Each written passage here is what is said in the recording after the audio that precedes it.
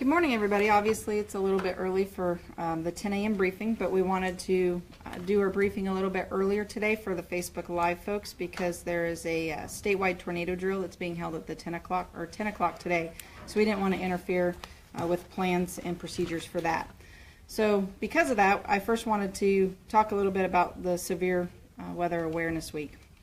Again, we're starting media briefing a little earlier today because of the statewide tornado drill that's being held today at 10 a.m.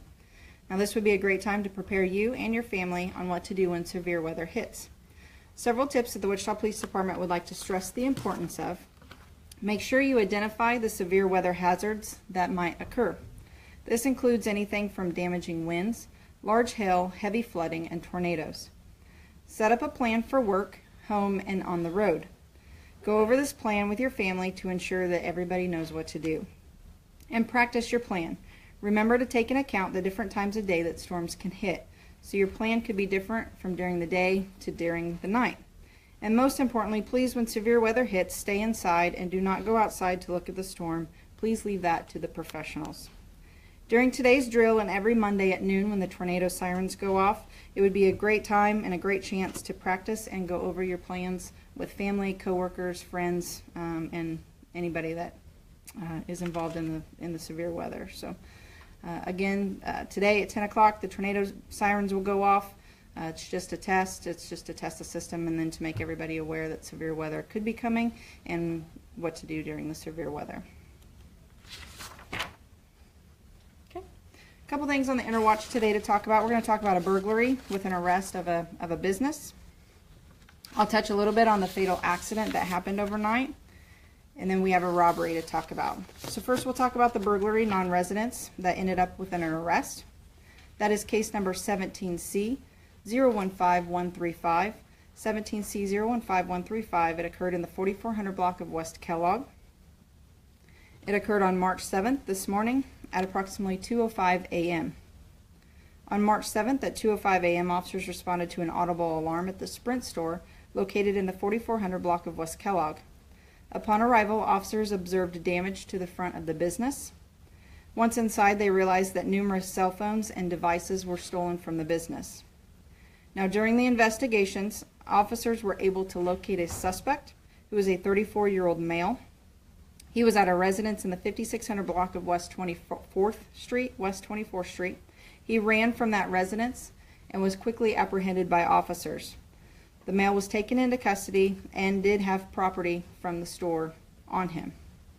The male was booked for burglary and theft, and the property was all recovered and had a value of approximately $3,900. How were you able to locate that suspect on West 21st? It's just that during the investigation, officers were able to determine that that's where the suspect was, and that's about all that can be released as part of the investigation at this point. 24th Street North? 24th Street North, yes. I believe so. About how long from the time that the audible alarm came? Not very long.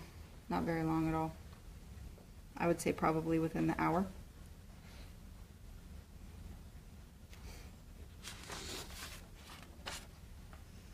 Okay. I'll touch a little bit on the fatal accident that occurred last night. That is under case number 17C 015098. 17C 015098. It occurred in the 1700 block of South Greenwich.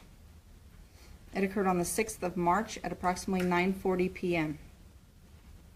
On March 6th at 9:40 p.m., a witness observed a red SUV leave the roadway at 1700 South Greenwich and strike a tree. The only occupant of the vehicle was pronounced deceased on scene from injuries resulting from the crash. Now, investigators are still working to identify the victim, so no more information can be released at this time. This accident is the fourth fatal accident of the year.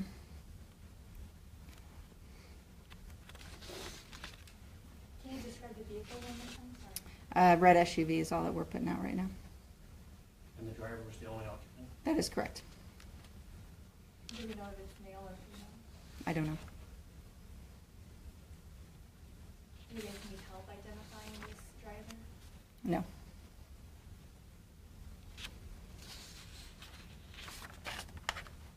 Okay. And we had a robbery. 17C015088, 17C015088, a robbery that occurred in the 3300 block of East Harry. And this occurred on the 6th of March at approximately 9 p.m. On March 6th at approximately 9 p.m., an employee of Subway located at 3300 East Harry reported that an unknown suspect entered the business, indicating that he had a weapon and took money from the register. The suspect left and was not located in the area. The suspect description that we have is a black male between 5'6" and 6 foot in height, 240 to 260 pounds, wearing all dark clothing and a mask. If anybody has any information on this case, please contact investigators, or as always, you can remain anonymous and call Crime Stoppers 267-2111. This is obviously very similar to the Subway robbery that happened yesterday at Sure. West Douglas. Do we know if there's any connection to it? The suspect descriptions are similar, but again, it's too early to tell if these would be related since we don't have a suspect, but that is definitely something that the police department and investigators would look at, is the nature of the robbery and the suspect descriptions are both similar. Did he actually take the money from the cash register? Yes, yes, he did take the money from the cash register. And again, as always, we'll work with investigators, and if there's any good quality video to put out to try to identify the suspect, we will definitely do so. How many officers do you have up in Hutch helping with traffic control? Yeah, sure. So last night there was a emergency mutual aid request sent to not only the Wichita Police Department but surrounding law enforcement agencies from the Reno County Sheriff to provide assistance with the fires in Hutchinson. Last night we sent 12 officers up there, and then today we have 6.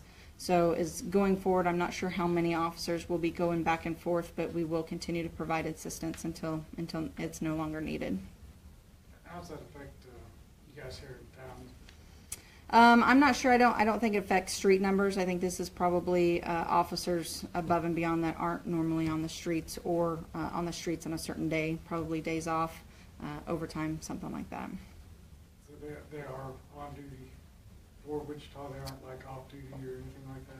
Well, they're not on duty for Wichita. They're Wichita police officers, but they're working in a capacity there, so they're not considered on duty here in Wichita. So the numbers on the streets will not be affected here in Wichita. Is that paid through by a grant, or do you know? I have no idea. I'm sure it's probably through some sort of emergency aid. They're just helping with traffic? Yes, yep, helping with traffic and blocking streets and helping with evacuations and everything. So, and again, as far as I know, there's quite a few officers from surrounding agencies that are up there providing help. So it's definitely, when the assistant call comes out, anybody that can help goes up there and helps out. Okay. Thanks, guys. Again, thanks for coming early. I appreciate it. Have a good day.